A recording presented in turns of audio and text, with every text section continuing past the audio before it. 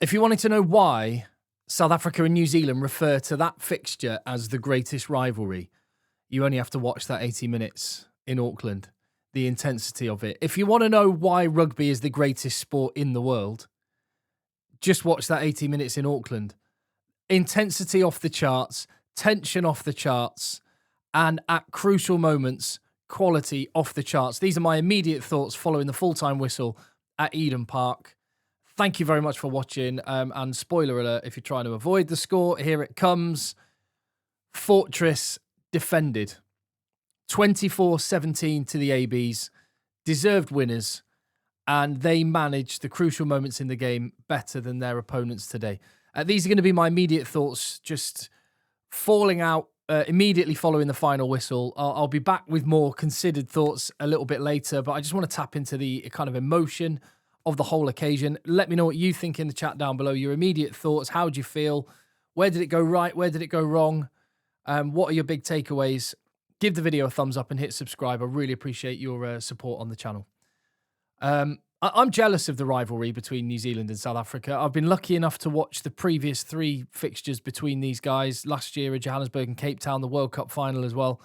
And chatting to the fans, the respect between the two nations, the two teams, sets of fans and players, it makes me jealous not to follow a team that has that. I love England v France, England v Scotland, England v Wales, all of those, but this one just hits different, and we saw why.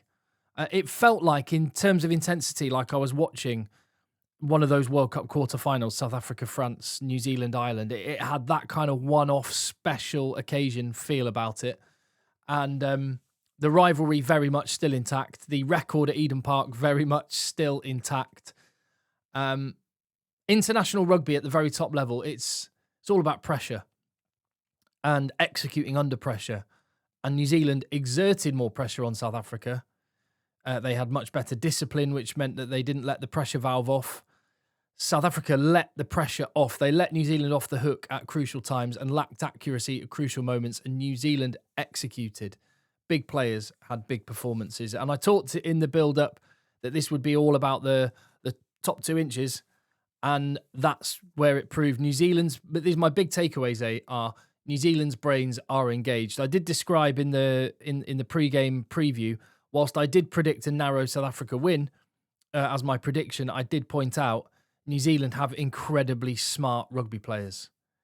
And they just showed proper rugby intellect in that match. The Beauden Barrett 50-22 off his wrong foot was such a crucial moment. Practically a 22-22. He was that far back. Scott Barrett and Tupu Vai just wrecked South Africa's line-out. And that's taken away one of their major weapons, one of their big launch plays. And you look back and you think you didn't really see South Africa's attack fire. Their backline weren't really never really had an edge. And a big part of that is the line-out for large chunks of that was taken away from them, which is where a lot of those great moves come from, because it's one of those rare times in a match where all the forwards are, you've got 40, 50 metres of the pitch and none of the forwards in it. New Zealand were ready for that maul in midfield. The little, the one they got from was it Paul Jim or Paul Boys High under 13s, the little lift in midfield. New Zealand were ready for that, and they ran straight round the back. They knew the laws, smart rugby players, Vi and Barrett again. Simon Parker held up a maul, really intelligent play. And South Africa, talk about errors from them. So you got a lot of savvy play from New Zealand, a lot of smart top 2 inches stuff, brains executed, brains engaged. And South Africa, just so many errors. Take your pick. Passes going astray, balls getting dropped under no pressure, passes straight into touch, players slipping up when there was no defender there, tripping over their own feet, dropping balls from the top of a line out. And there were a few key moments in this match which I think sum the match up for me. One, which it's a coach killer. Pollard has just put in an absolutely amazing 50-22. Desperately seeking a bit of territory and an opportunity. You get a 22 entry and then you give away a free kick for delaying the throw because the communication between the hooker and the jumpers and the line out wasn't wasn't at the level it was needed. I mean, that is just basic. And that's one of those moments where the pressure valve was just let off. And New Zealand, conversely, when they were able to put the pressure on, they just squeezed. It was really impressive to watch. Another key moment, Pieter-Steph du Toit, that penalty for playing Finlay Christie. What's interesting is you look closer on that, and yeah, it looks on the face of it like it was a brain-dead penalty from Pieter-Steph du Toit, someone who knows better. Have a look again. Have another look at that. Duplessis Karifi just come on for an HIA to Wallace Satiti. And how many HIA tests were there, by the way? It was so brutal, so physical. But Duplessis Karifi is round the back of the ruck, and he kind of lifts Pieter-Steph du Toit and actually pushes him a bit into Finlay Christie. It was clumsy of Pieter-Steph du Toit, but very sort of savvy. A mixture of kind of poor accuracy and very clever play from New Zealand. And in that one moment, I think it kind of sort of summed up the mentality of the match. New Zealand were just a bit smarter, and South Africa were a little bit less accurate. And those two combined for a big moment there. Another 22 entry, great line-out ball. Reinach forward pass to Dialende. And that accuracy was all over South Africa's play, or lack of accuracy, sorry. It was all over South Africa's play. I mean, they got within 7. That was another moment. That they got within 7 of New Zealand. I know they finished within 7 points in the end, but they got back to within 7. They'd just obliterated New Zealand's scrum. And then there was that penalty obstruction. Lud Diaga. Oh, yeah, they just scored, yeah. And obliterated the scrum. So they've got this picture in the ref's mind. South Africa on top at set piece. They're within 7 points. Do the restart, and Lud Diaga is in front of whoever catches the ball. Was it Quacker Smith? And Rassie just explodes at this point. It reminded me a little bit of that meme of Eddie Jones, where he just whacks the desk at Twickenham because he's so frustrated. I understand the frustration. We've got a new meme now. And then that kind of summed it up for me. That was avoidable and just invited pressure from New Zealand. Quacker Smith with a cynical yellow. And that was the try, and probably with it the game. I know South Africa did really well to rally and get within 7 and have a chance at a draw towards the end. Pollard straight into touch. Ebenezer getting turned over at the back of a ruck. I haven't seen that many errors from South Africa, but the flip side of that, New Zealand, how well did they manage crucial moments and how good was their accuracy? I actually think over the course of the game, South Africa probably got into New Zealand's 22 more than New Zealand got into South Africa's. But New Zealand took their chances. And again, another thing I talked about in the build-up is when you think about the great New Zealand teams, you think about clinical accuracy. And that they're going to need to bring that. And they did. And the 14-0 lead that they built up was absolutely critical. And actually, one more thing before I get into that. One more thing, big picture thought. This is all just coming out of my head in no particular order. The kicking game. How much talk since last week when New Zealand got absolutely rinsed under the high ball by Argentina? A lot of talk. South Africa are going to bring the aerial game. And they certainly tried. It was actually almost a turnaround. New Zealand got the better of that area, particularly in that first half. I thought the length of Finlay Christie's kicks was absolutely spot on, and they managed it really well. They turned that around really well. Kicks, in fact, the kicks overall dictated how that first half went. The kicks in the first half for New Zealand were really good. Straight from the start, there was that turnover, and Billy Proctor does a really good nudge through, get an entry to the 22. Then there was the Beauden Barrett crossfield kick, beautifully executed. South Africa are in on the blitz. They've been narrowed up. I'm sure that was premeditated, pre-planned. Beauden Barrett to Narawa, try time. Although Villy Leroux did kind of fall over the top of Narawa and let him get back up again. That was probably avoidable. Christie's contestable kicks were really, really good length. Bodie got the 50-22. The last 10 minutes of the first half is when South Africa actually got more change from their kicking. Pollard was getting more influential in the game. He had his 50-22, but they only had 3 points to show for it. So many 22 entries, not enough points. New Zealand were clinical. So those are some of the big picture thoughts. Let me go back to the start of the game. Gosh, so many things in my head right now. What is in your head? Let me know. I had New Zealand commentary for this one. That's what they were playing in Sky Sports. And it's funny, like they basically, Jeff Wilson was a weatherman. his only input in the game was to let us know what the weather had been doing. And it had been hammering it down all day. I know that because a friend of mine, Lewis, who you've probably seen on some of my videos, if you followed my trips, he's quite often on my videos. He came to South Africa with me last year. He's there in Auckland and just said it has been hammering it down with rain all day. We got like 5 minutes of rain, but actually stayed dry for the most part.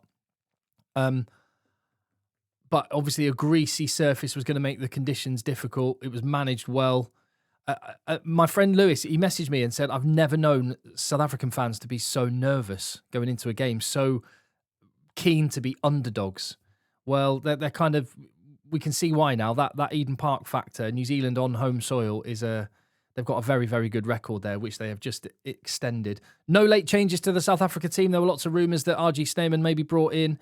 Maybe there was some mind games going on. None of that. I will also say the Impy in South Africa is way better than that pre-game stuff that New Zealand had. Yeah, nice to see their version, whatever the didgeridoo was, but nothing on the Impy. Ardy running out for his 100th cap. That's an amazing achievement. What a night for him. And it was quite fitting that he got the turnover that kind of ended the game. And did he do a Ronaldo? I swear he ran out and did that on the pitch. Billy Proctor's face during the anthems, he looked so nervous, but actually did really well. Tamaiti Williams, he pulls the best faces during the haka. The anthems, the choir, I got nervous about hearing that it was a school's choir, because the last time we had school children do it in a choir was the France World Cup, and they were awful. This choir was good. I will say, though, I prefer to hear the crowd. I don't know whether it was just my feed, but I just did not hear the crowd over the noise of the choir. They obviously had the choir turned up too loud. So that's just one little bit of feedback, New Zealand. I want to hear the crowd in the anthem, and it seemed like there were quite a lot of Bok fans in there. Carl Dixon was the referee and an Englishman. I was honestly thinking, please don't be the story, Carl. Please don't make yourself the story. I'm more of a fan of Luke Pearce and Matthew Carley than Carl Dixon. I don't think he was the story here. I actually thought he, broadly speaking, was decent, was okay, or at least he's not the reason any team won or lost. So yeah, there's some things on refereeing generally I will touch upon, not necessarily Carl Dixon specifically. There was a bit of it appeared to me through the TV, there was not somber, that's not the right word, but tense. It was like it was not raucous and mad and wild. It was tense. And yeah, it must have been a really interesting atmosphere to have experienced. Anyway, on to the actual game. Quick summary of it. What a start, that Narawa try. Premeditated, I think. So in which case, you've got to hand it to the coaches. I think they've spotted something. You saw South Africa were quite narrow, and they blitzed out the blocks. 2 passes. Oh, it was off the top. Finlay Christie, Bowden Barrett, Narawa. I think Vili Leroux might reflect that he could have possibly done better, but Emoni Narawa did absolutely brilliantly. It's a shame for him that he had to go off. Geordie Barrett missed a penalty. First of a number of obstruction pens for South Africa. Again, avoidable. How many? I mean, South Africa are one of the best aerial teams in the world. They must practice this stuff, and they just got caught out quite a lot, which says to me it was up there today a little bit for them. South Africa definitely had an edge at the scrum, but the refs, and it wasn't just Carl Dixon, this is just referees generally, they are not giving enough credit for the damage that teams are doing at scrum time. If the ball is at the back, they're just saying, play it, get it away, which I do think is going to depower, it's going to level things up a little bit, although South Africa later in the game did definitely flex that part of their game. They had the scrum, they weren't able to get the benefit they wanted. Line-outs, New Zealand wrecked it. Tupu Vai and Scott Barrett take a bow. Tupu Vai especially, how quick is he in the air? And then they took them all away, as I've already mentioned. Vai, Barker, Parker and Barrett. Will Jordan's try, absolutely brilliant, over the top. Wallace Satiti inside ball, and Will Jordan running such a hard line, a line so hard he ran through a Malcolm Marks tackle. Not many people do that. Absolutely brilliant finish. 14-0. South Africa get a scrum penalty this time, 14-3. Penalty for a WWE move by Etzebeth on DMAC. And South Africa are just... Well, they were starting to get some momentum towards the end of the first half, but then they were giving away silly penalties like that to just let the pressure valve off. 14-3 half-time. And you imagine there was maybe a hairdryer, some choice words from Rassie, and the Felix Jones gave the half-time interview. He did not look happy. His face was stern. And you could see the intent second half. Marco van Staden's carry at the start of the second half. That lovely flat pass from Villy Leroux to Cheslin Colby on the right-hand touchline. And then Oxenche ultimately held up over the line. Good bit of play by Rico Ioane. Bit wasteful from South Africa. Did Ox just get a bit of white line fever? South Africa's line-out still messing up a little bit, but Reinach comes on, Sasha comes on. Reinach really adds something. So does Quacker Smith add something as well. And Wilco Low with the scrum when he came on. So there was a bit of an impact from the bench. Peter Steph Toy playing the 9 meant that 17-3. Wilco Low came on and monstered the scrum, and that led to that try for Malcolm Marks after Quacker Smith picked and went from the base of the scrum. Penalty obstruction straight after that was the moment that summed it up, and Rassi's reaction is one that I think we'll see quite a lot of times in the future and over the coming days. Compounded penalties. Gave away a penalty there. Gave away another penalty. Quinn Tupea scores. What a moment for him. Again, New Zealand narrowed South Africa up. Spaces were out wide, and they took it. And they were more clinical. Reinach with a try with penalty advantage. Got them back to within 7 again. And we had a grandstand finish where South Africa were on the attack. Could have gone and done something. New Zealand managed to hang on. And that man, Ardie Savia, the guy that got the turnover at the end. Absolutely brilliant match.